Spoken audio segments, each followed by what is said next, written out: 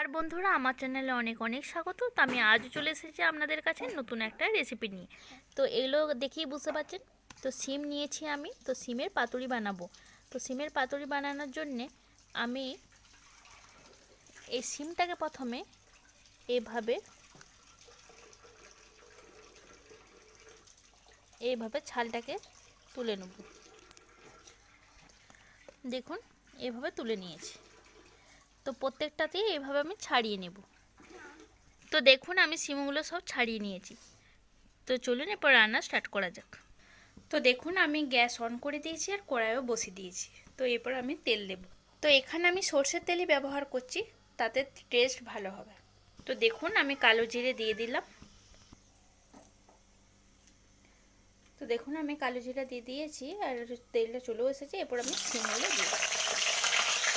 তো জল রয়ে গিয়েছিল, আমি বুঝতে পারিনি, তাই চট চট শব্দ হচ্ছে। আচ্ছা ঠিক আছে, ভালো করে জলটা ঝরিয়ে নেবেন, নইলে আমার মতো অবস্থা হবে।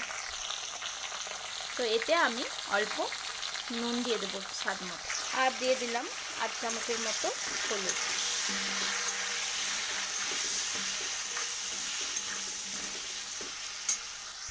তো আমি কিছুক্ষণের জন্য ঢেকে দিলাম, এটা ততক্ষণ হোক। আর তো এখানে আমি নিয়েছি 2 চামচের মতো সর্ষে, আর নিয়েছি 2 চামচ পোস্ত। তো আর নিয়েছি আমি 4টে কাজু। তো কাজুটাকে একটু ভেঙে নেব। তো দেখুন, প্রথমে একটু ঘুরিয়ে নিলাম পোস্তটাকে আর সর্ষেটাকে। এরপর আমি কাজুটা দিয়ে দিলাম। আর এখানে আমি 2টো নিয়েছি কাঁচা লঙ্কা, আর নিয়েছি 4টে পাকা লঙ্কা। তো দেখুন, এটা আমি পেস্ট করে নিয়েছি। এদিকে এবার আমি ঢাকাটা খুলে দেখি। তো দেখুন, আর বেশি ভাজবো না, তাহলে সিমটা শক্ত শক্ত হয়ে যাবে।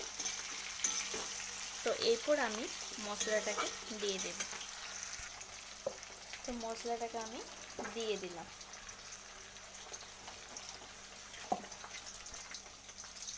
তো দেখুন, মশলাটাকে দিয়ে দিয়েছি। এরপর আবার ভালো করে কষিয়ে নেব।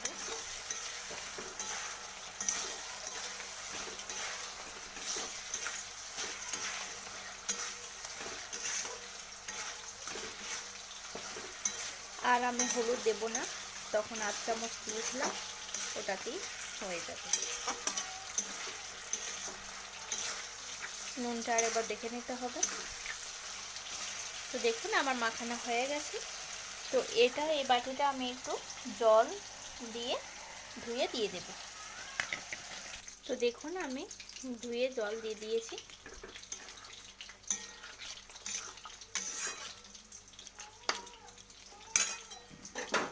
জালটা একটু বাড়িয়ে দিলাম, আরেকবার ঢেকে দিলাম। তো দেখুন, এরপর আমি কিছুক্ষণ পরে ঢাকাটা খুললাম। তো জলটা মরে গেছে। তো দেখুন, এটা আমার হয়ে গেছে, কিন্তু নামানোর আগে আমি অল্প মিষ্টি দেব। তা আপনারা চাইলে দিতেও পারেন বা না দিতেও পারেন। যেহেতু এটা নিরামিষ, তাই একটু মিষ্টিটা দিলাম, তাতে এটা ভালো টেস্ট লাগে। তো মিষ্টিটা দিয়ে আমি আরেকবার নাড়িয়ে নিলাম।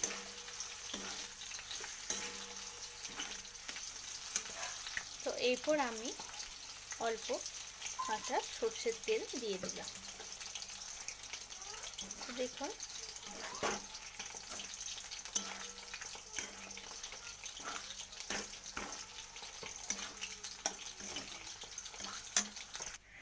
তো দেখুন আমার রেডি সিমের পাতুরি। তো নিরামিষের দিনে গরম গরম ভাতে জমে যাবে।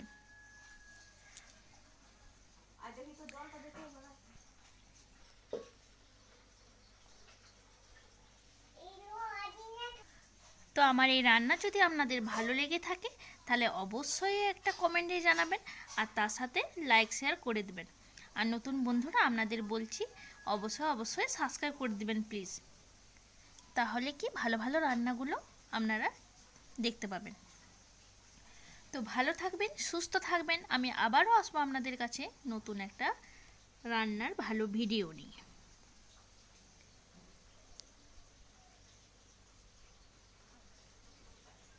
তো চলুন, আজকের মতো টাটা।